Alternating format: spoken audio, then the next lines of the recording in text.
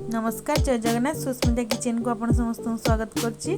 आज रेसिपी पनीर दो पियाजा से आवश्यक सामग्री टमाटो प्यूरी पियाजर पेस्ट अदा रसुण पेस्ट कटा पियाज दही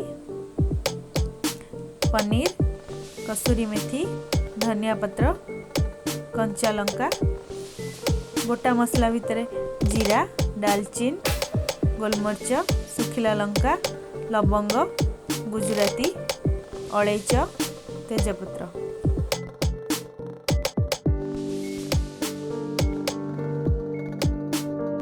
एबे आमे गोटे कड़ाई रे किछि तेल नै जिबा पनीर को भाजबा पई तेलटी एबे ताती गलानी मु ता थरे गोटी गोटी करी पनीर पीस को दे दोछि।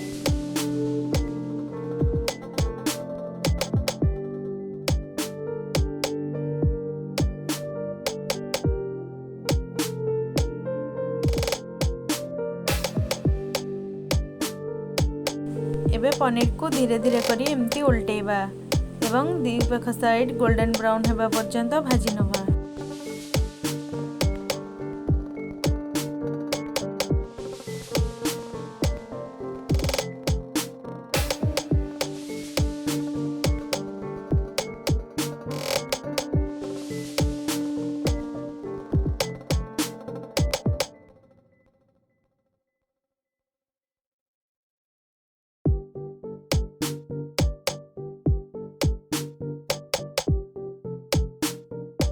एबे पनीर टी भाजी हो गलानी मु तो गोटे प्लेट को काढी नउची।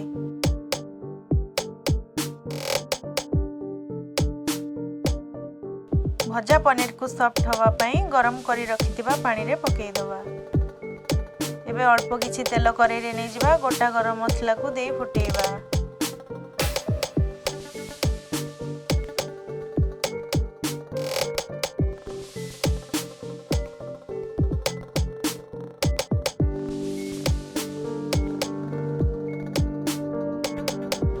गोटा मसला फुटी आसले अदा रसुण पेस्ट को देई भल भाव में गोलेबा।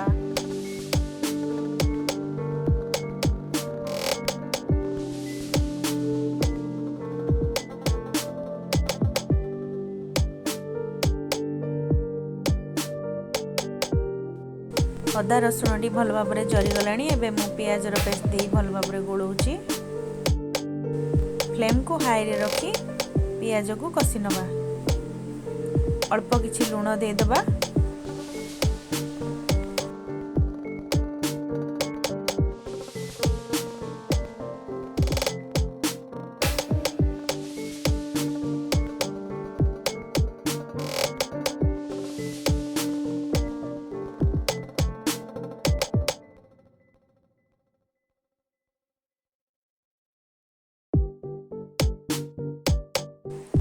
पियाजटी कसी हो गलानी एबे टमाटर प्यूरी की दे दबा।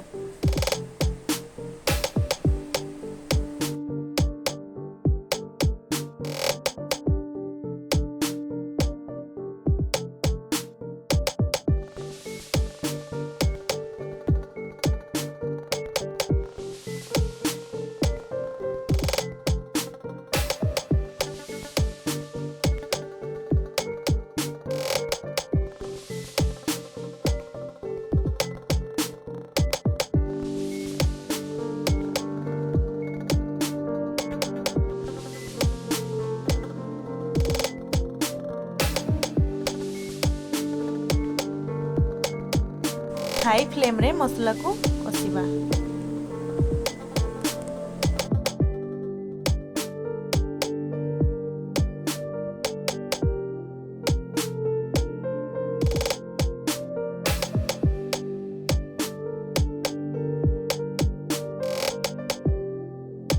एबे गुंड मसला को दे देबा। टिके हळदी गुंड जीरा गुंड लंका गुंड धनिया गुंड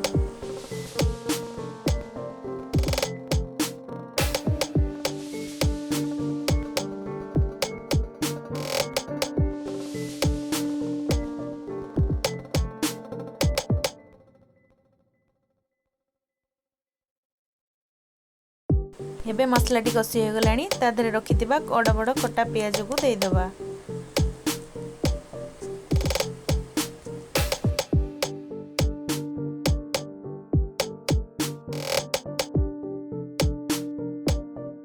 पियाज को बेसी जारिबा नहीं। पनीर दो पियाज रे पियाजटी टिके क्रंची लगी थाए। एबे रखिथिबा आधा कप दही को देकी भल भाबरे मसला को गोळेबा।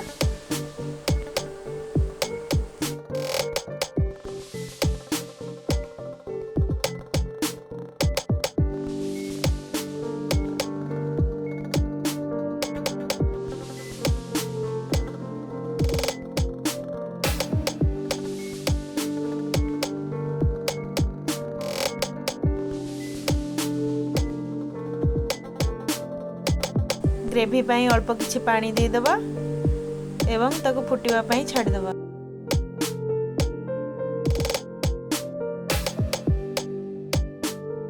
एबे ग्रेवीटी फुटी आसलानी ताधरे रखिथिबा कंचा लंका को दे दबा। गरम मसला को पकेबा एवं कसूरी मेथी को दे दबा। भल भाबरे गोळे नबा एवं गरम पानी रे रखिथिबा पनीर को भल भाबरे छाणी मसला रे दे दबा। ताको भल भाबरे गोळेबा।